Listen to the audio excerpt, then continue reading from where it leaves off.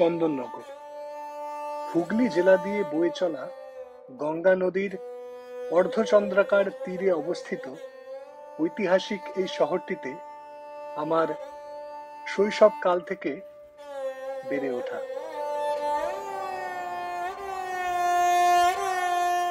অতি প্রিয় এই শহরটি আর কিছুদিন পরেই মেতে উঠবে জগদ্ধাত্রী পুজোকে কেন্দ্র করে।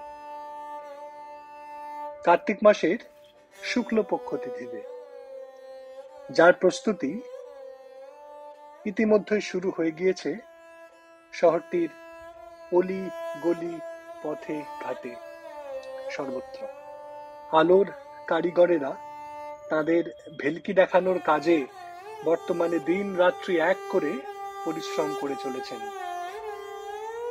দেবী দুর্গা যেদিন ফিরে যান কৈলাসে,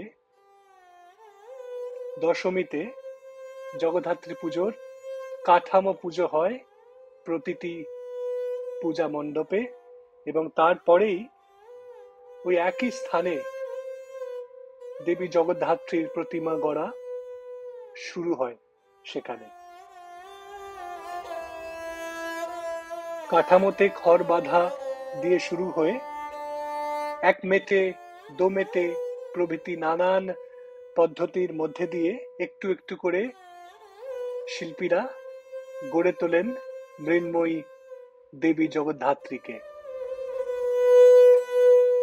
এই বছর সেই প্রস্তুতি কেমন এগোচ্ছে তা এক ঝলক দেখার উদ্দেশ্যে কিছুক্ষণের জন্য গিয়েছিলাম চাউলপট্টি আদিমা, এবং সেখানে গিয়ে যা চোখে পড়ল তাই তুলে ধরছি আপনাদের সামনে।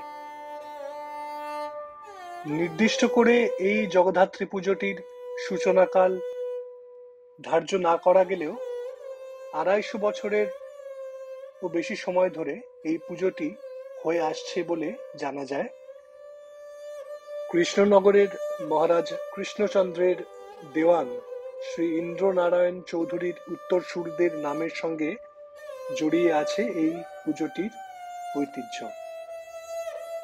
চন্দননগরের আরেকটি প্রাচীন জগদ্ধাত্রী পুজোর নির্মীয়মান মূর্তি বাগবাজার সর্বজনীন 1834 খ্রিস্টাব্দে এই পুজো সূচনা হয়েছিল।